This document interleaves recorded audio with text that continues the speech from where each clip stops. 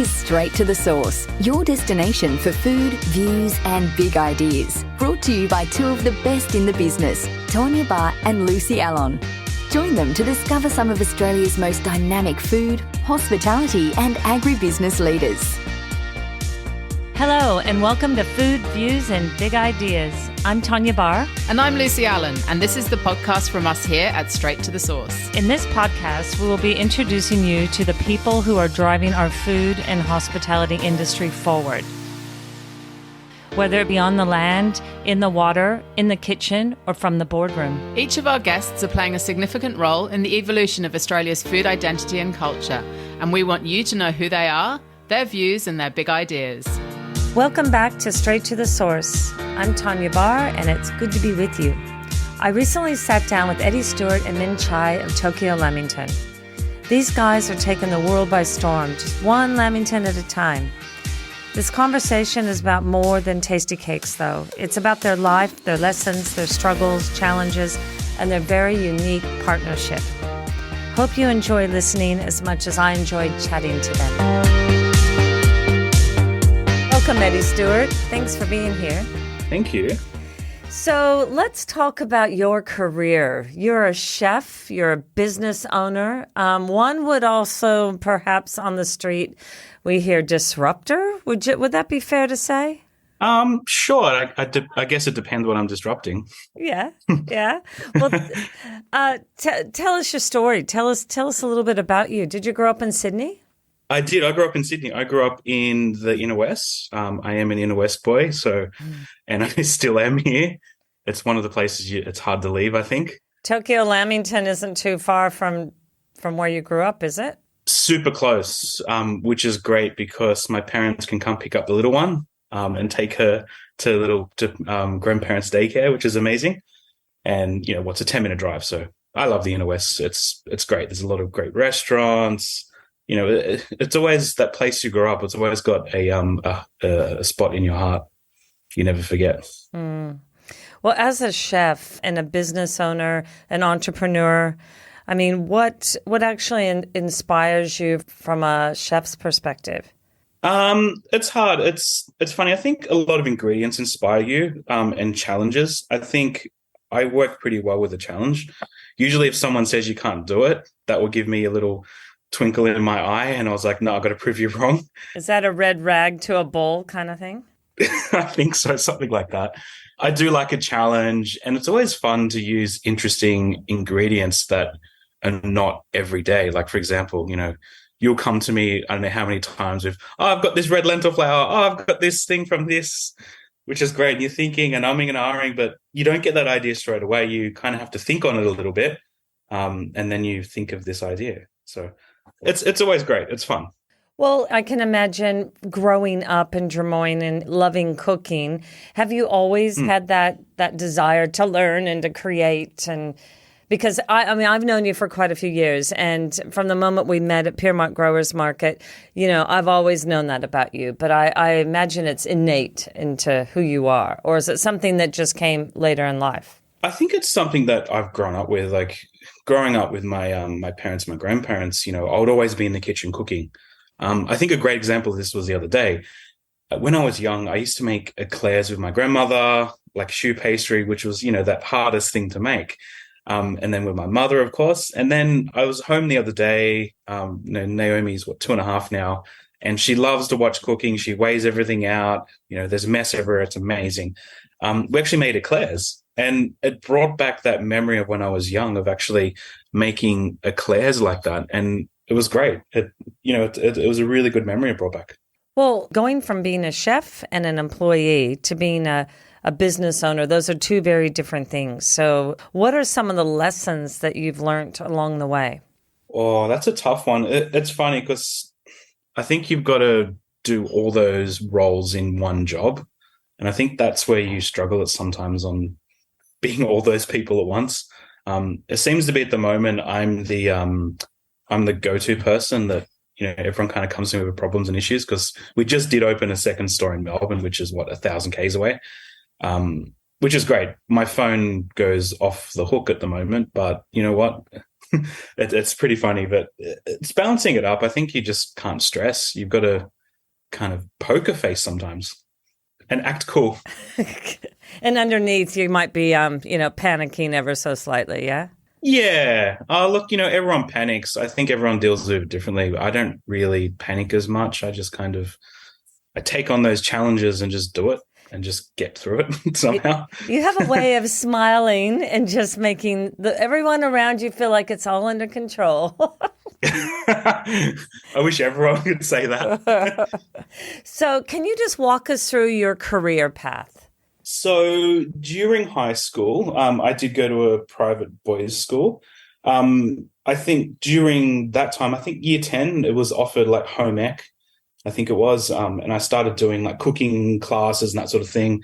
And then during that, we actually got, I think, our certificate 1 or 2 during high school, which was great. Of course, I did well during that. And I think that's what showed on, I guess that's what started my whole big interest in becoming a chef. So, of course, I finished school. I wasn't interested to go to uni or do anything like that. I wanted to do something I wanted to do, not something that, someone else wanted to force me to do. Mm-hmm. My parents were great. They were really supportive of it. I got my position in Ryde College because at that time, if you wanted to become a chef, you would go to Ryde College. That's the number one premium place you'd go to. Some of the teachers you would meet there were the teachers of head chefs I would work for, in the future, which are amazing. A couple of names probably. I think there was one, Max Motek. He's been there for years and years. He's probably still there somewhere in the background. That's where it started for me. And then I finished school in 2003. I went straight to TAFE. In the background, I was working part-time during high school. Of course, washing dishes, nothing glamorous. I did work experience back in year 10, I think it was, in the Novotel Century, Sydney. And I just fell in love with it. It was amazing. It was just seeing that bustling kitchen. I was thrown onto a pizza section. I'd never made pizzas in my life. It was amazing. And that's what got me hooked. And at the end of it, I actually asked for a job. I said, can I come work a couple of days a week? And they're like, okay, you're a bit young, but let's work this out and how we can do it. And that's when it started. And then I started my apprenticeship and I worked there for 3-4 years, I think. And there was a lot of changes and that was an amazing start, actually. And do you ever go back to TAFE now? Do you ever go back and do anything in that space? Yeah, so I've been back a few times. I've been invited to do some judging for patisserie students, end of year assessments, that sort of thing. I've been to a few of like the dinners they've got on. It's great. It's this was a couple of years ago. This was before COVID, of course. And it's still, again, a lot of the teachers, very familiar faces. You'd have like the people I went to college with, some people would pop up. So it's great to go back and see that. And it's amazing to see where the young students are starting. And it's not judging them, it's more guiding them and giving them constructive feedback on their things, because on their cakes that they make. Because it's interesting to see the students now, they're trying, well, I guess we're all the same. They're trying hard to show off and try as many different techniques and as many different colors and this and that. Sometimes things don't go, though. You want to make a black forest, but you don't want to make it blue. It's a black forest for a reason. And I think that's what a lot of when I was doing that, a lot of the time I was struggling with, because you'd have this beautiful thing, but it's not a black forest. It's now a blueberry forest or something, which, yes, I get it. It makes sense. But sometimes you just can't beat the classics. And I think you've got to nail the classics before you can start playing with those classics and chopping and changing. Well, we will talk about pushing the boundaries. And I know that with Tokyo Lamington, it's bringing the humble Aussie Lamington to the world, but mixing it up with international flavors. And that's a bit of your tagline. So looking forward to getting into that, because I do want to understand that creative. I mean, you're a bit of a mad scientist when it comes to back a house and creating those flavors. But going from making pizzas and then travel, you've done a fair amount of travel for inspiration, haven't you? Yeah, I think travel is important because, like, Australia's great. We've got a melting pot of cuisines here, but there's nothing like going to another country to actually see and feel it. Of course, as anyone that knows me knows I am absolutely obsessed with Japan. I think, if you look at my passport, you could probably see about 40 trips there in the past couple of years. I've been all over Japan, all different parts. Still, one of my favorite places to eat is Japan. It's just that street food, the culture. There's no thrills. You can walk into any little place and, you'll be assured an amazing meal and hospitality. Well, business is hard, right? There's no way we can't candy coat it. But how have you found transitioning from an employee to an employer? I think at first I actually struggled quite a lot, but it's taken me a couple of years to kind of transition into that. It's funny, a lot of people actually are commenting on that now, how I'm being a lot more serious. And, oh, you sure this is not the Eddie we know? We don't know, you don't normally talk about wastage and things like that. So which is interesting. I think Min, my business partner, he says it quite a lot, especially over the last couple of weeks. Since we opened Melbourne, I think a lot more stress comes onto your plate. We've gone from, I think, having 4 employees to about 15 employees now, which, I think reality starts to sink in that, you're the kind of guardian for these employees. You got to ensure that, the money's coming in and everyone's getting paid every week. That's the reality of it. Well, let's talk about your business partner. Your business partner is Min Chai. And Min actually was the founder of Into Nitrogen Gelato. Is that how you guys met? So we actually met during that time. So at the time, I was working at Black Star. Min had Into Extreme Gelato. From memory, he invited me to the opening party of their Newtown shop. Went up there, met him. Of course, it was very nitrogen everywhere, lights and bright and in your face, which was great. It's very Min. And then I think we just started talking, and I just said as a comment, or maybe he said it, maybe we should do a collaboration one day. So we basically took the watermelon cake, we took his gelato, and then we turned it into this liquid nitrogen gelato cake using the offcuts of the watermelon cake. Because that cake is beautiful. Like that cake, it's great. It's very labor intensive to make. But the main issue we were having back then was offcuts, because we wanted that perfect square. And during that time, we put our heads together. We're like, well, let's take the offcuts, turn it into gelato. And a massive hit. Speaking of Black Star pastry, do you remember Straight to the Source when we did that kind of alumni reunion at Black Star? Yes. And it was Christopher Tay and yourself and Min and we all, and that was the first time I enjoyed the strawberry watermelon cake gelato, and it was absolutely delicious. They were so fun, those events we used to do. Yeah, those were the days, weren't they? They were. So speaking of being a chef and running a business, how do you get in the zone for creating, for culinary creativity when you're worrying about wastage and spreadsheets and P&Ls and staff and HR? And is that still your area? Yeah, like Min, of course, does a lot of the HR stuff and the money thing. He's the money guy. I'm not really the money guy, because if I was, there probably wouldn't be a shop here right now. I'll just be buying more fridges or freezers or blast freezers or something, or ovens, which is great. Look, I think when, like, for example, when you come to us with a product and say, here, try this, it's from such and such, it's using a byproduct of this, I think that gives you inspiration to actually use that product. There's always ideas that never stop flowing. Like, I've got Apple Notes of ideas of things I want to do. And every time, if I'm at a restaurant or somewhere and I'll have a flavor combination that's really interesting, I'll put it on there. This has been going for like 10 years now, this list. So it's getting bigger and bigger. Some things, they work really well, some things don't. We tend to, in Tokyo Lamington, a lot of the flavors are actually born on nostalgia and memory. So a lot of those memories of all of our staff are kind of brought in to make a product.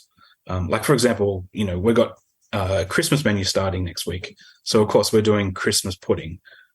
Christmas pudding is one of the things which I love. It's my favorite part about Christmas. My grandmother used to make the most amazing Christmas puddings. She took that recipe to the grave. She tried to teach me a couple of times, but no, just didn't get it. And for me, it's all about nostalgia. I think that's where we sit really well.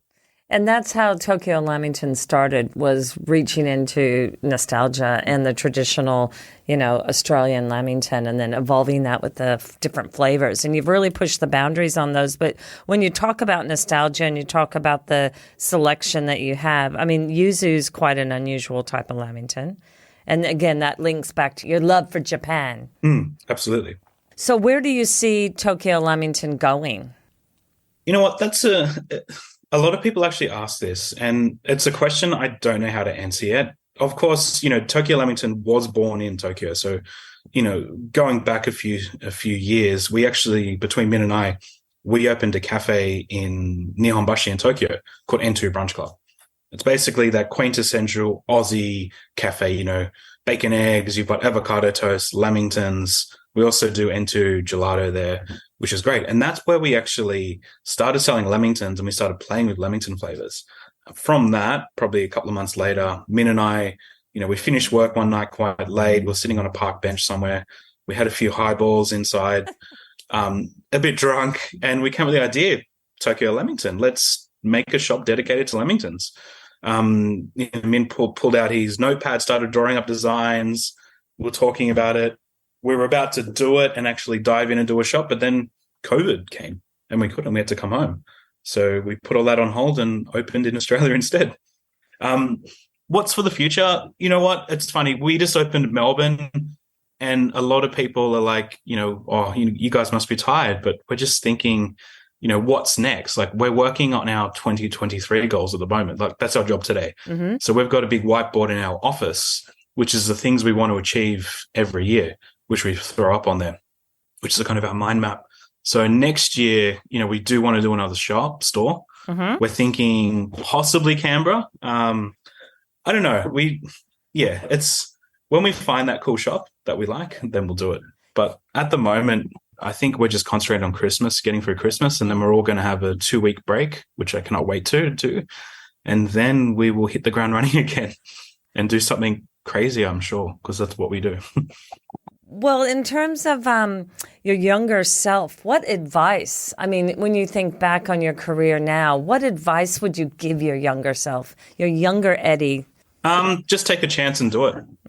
I think you don't know until you try. You can fail, but you might succeed. I think that was my biggest thing when I was younger was I guess I would never really take that chance of that leap of faith and just jumping into my own thing and doing it. Because you were afraid of failure? Yeah, I think you're afraid of failure and actually losing everything that you put into it. But, when you think of it, we opened Tokyo Lamington. I think we opened Tokyo Lamington with about, I can't remember how much we had. I think it was about $20,000 we opened the shop with. Oh, no, sorry, $5,000 we opened the shop with.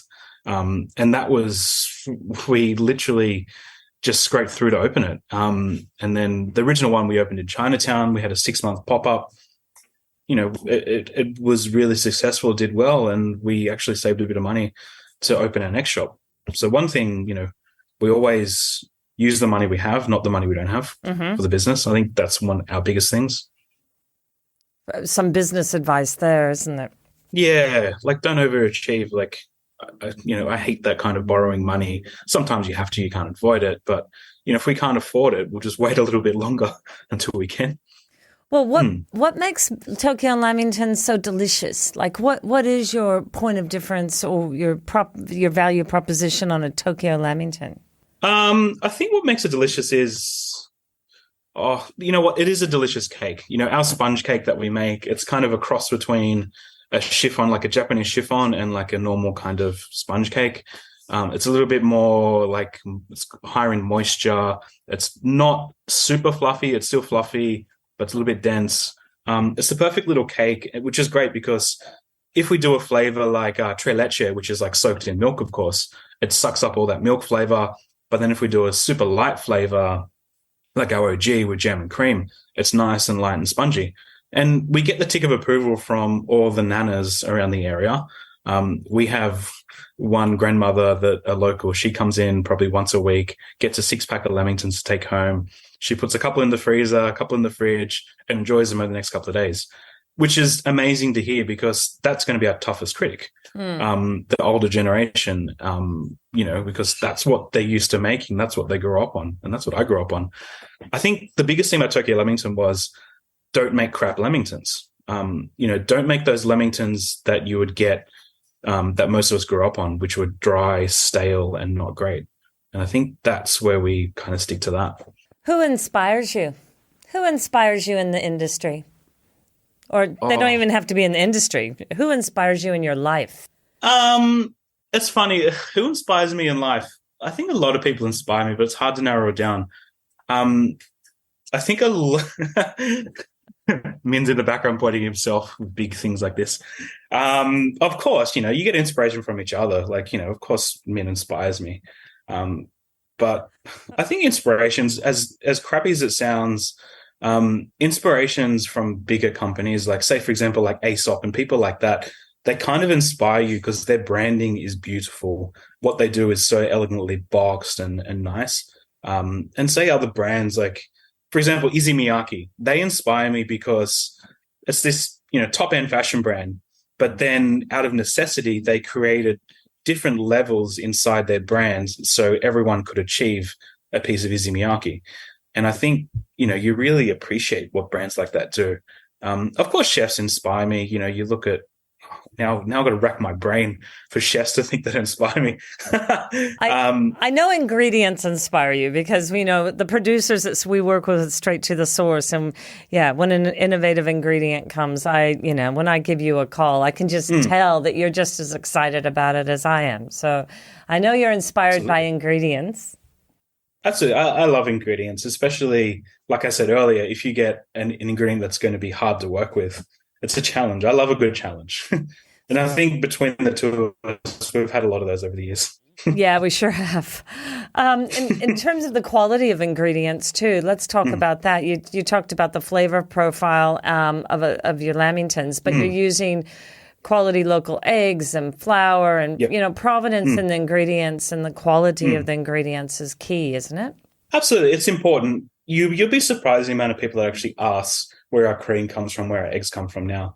Of course, it costs us a little bit more to get those quality products. Like, for example, we're getting our cream at the moment from a dairy farm down near the Sydney-Melbourne border. I can't think of the name, but it's a beautiful cream. It's a really thick country-style cream. It costs us almost $40 for 4 liters. It's expensive cream, but you know what? You whip it up, it reminds you of being in the countryside. And I think those little things make a big difference. We don't use the world's best chocolate. We use, different chocolates for different applications. Like, we're not using Valrhona and things like that because it's overkill. It's a Lamington at the end of the day. But local ingredients are important to us, where we can actually use them and find it feasible to use them. Because sometimes, that just blows all your cost out by using, a high-end flour or something like that. But as much as we can, we do use local ingredients. Well, then at the end of the day, it's a business. So, you've got to look at your costs and then find that sweet spot. Absolutely. I think that's the most important part. And how do you unwind? How do I unwind? It's actually quite hard. I've been asking myself that for about 2 years now because I have got a 2.5-year-old at home. So I get home, I'm at work, it's full on. I get home, it's full on. I think, you find time to unwind. You kind of, at the moment, we've got a Labrador as well. So we go for walks. When I finish work, I'm usually driving home. The first thing we do is put the lead on Oki. I pick Naomi up from daycare. We normally go for about a 2-3 hour walk around local parks. That helps me unwind a lot. Other than that, it's go, go, go. So, Min Chai, you've joined us. Eddie and I have been having a chat about his career and the way it's evolved from being a chef in Sydney and growing up in Drummoyne. And now Min's joined the studio today. So you guys are, business owners, and you guys have taken Tokyo Lamington. And I read somewhere that it was like the bastard love child that you never knew you needed. And where did that come from? Right. I suppose when Eddie and I first met, we sort of started with me opening a shop in Newtown, and then I invited Eddie over for the opening party, and I guess it hit off from there. We were quite in sync with what's going on, and then we started to do collaborations together. And back then, collaborations are quite unheard of in say the food industry, especially. Like you see a lot in fashion, but not in food. And we start doing a lot of that. Like what Eddie mentioned, we did like the cake smash, and I think that sort of built everything together. That relationship. I think Tokyo Lamington, it's all about relationships, I guess. Of what we have journeyed together. I think we actually had a bit of chat the other day, reflecting of what we have done in the past 10 years. I think it's almost 10 years since we met each other. And the things we have achieved, like sometimes we go like, we have done everything in Tokyo, we've done things in Paris, and of course locally. And I think then I think our paths really crossed when N2 was at the towards the tail end of its life, and then Eddie is also looking for something more exciting. So we just thought, hey, we worked so well together in the past. Why don't we do something together? And I think that's when Tokyo and Tokyo Lamington all came together. So prior to Tokyo Lamington, though, you had a successful business called N2, Nitrogen Gelato. Can you tell us about that, please? Oh, yeah, of course. So how I started, before this, I was actually an insolvency accountant. So my life was quite stressful and depressed. And what happened then, it's like my mom was diagnosed with pancreatic cancer. So I have to go home to Malaysia to nurse her until she passed, because if you know pancreatic cancer is quite terminal. So all the time we sort of had a little chat, lots of little chat. And one kind of comment that I made was, oh, how cool would it be to have an ice cream shop to my mom? And my mom said to me, like, you know what? You make a good ice cream shop owner. So that sort of stuck to my mind. So when I came back to Australia, I just thought, you know what, I'm going to make it happen. And it took me about 6 months to get everything together, trying to raise funds, because, when I was asking people, can you, loan me some money so I can open an ice cream shop? And they would look at me and so go like, so you have no experience, you want to open an ice cream shop? I said, yes, that's correct. But I had really trusting friends, and we managed to make it happen. So I opened up in 2012. And that's the start of it, basically. Did you have a business partner at the time? No, not when I started. So I was in alone, and lots of learning in that whole journey. But then N2 itself got bigger than how I imagined it, because back then N2 really reflects where I was in life. Like I was very excited. Everything was very bold and colorful. And I think that hit the market, like that resonated with the market. And yeah, we went from there. And then I had an opportunity to open up in Melbourne, because a mutual friend introduced us together, and we opened up N2 in Melbourne. And then that just became bigger and bigger, and to a point where I think I didn't manage myself properly. I got burnt out. So I think that was a lesson in life that I had to learn the hard way. And yeah, it was exciting. There was lots of up and down. We opened 2 shops, we opened 4 shops, we opened in Paris. So it was a beautiful journey. And then, when I got burnt out, I sort of reconsidered everything, and I decided to step away and, have a break. Kind of regroup. And I think that's also where I met Eddie as well, to sort of rethink and what we want to do. I think we jumped on a plane to Japan together after you closed up, and we just said, let's open a cafe. Yeah, let's do something together. And And like I said, Tokyo Lamington, it's all about relationship. Like the business partner that I eventually had in Melbourne is now back at Tokyo Lamington. So she's helping us with Tokyo Lamington in Melbourne as well. So like, yeah, it's a very personal journey for both of us. And you're taking all those lessons from the past and applying them mindfully now?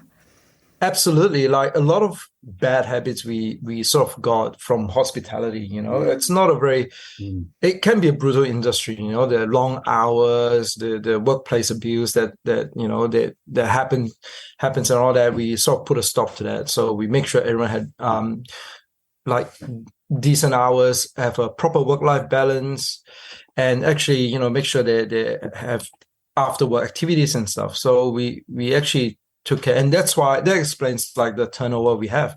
Like our staff turnover is literally zero. Like everyone who started with us are still with us. So Eddie mentioned you guys have opened up in Melbourne. How have you found that from finding staff? It was challenging. It was blessing in disguise as well, because the staff that actually went to Melbourne is from Sydney. So it's our original crew. So she said, oh, look, if you guys do Melbourne, I'll come and do it together. So she came along. She's worked with us. We actually, 3 of us built the shop together. So it was it's a great learning journey for her as well, and also for us to teach someone to build a shop and all that. So yeah, I've got to say, when Lucy and I were down in Melbourne recently for the Fine Food Show, and then you guys had just got the keys and you were just starting the renovation, and it was great to be able to be there right at the beginning and then see the doors open and see the community. It's in Carlton, yeah. yes. Really embrace it and to see you guys go from strength to strength. It seems like from an outsider's perspective, you did it pretty quickly. Yes, but from our perspective, we were pulling long hours. Like we were working really hard. I think we didn't mind because it is something that we both enjoy. Like the whole building, the cutting, it was part of the fun, Yes, of course, we had our fair share of fights, but like anything, like the blog, you need to create some drama along the way.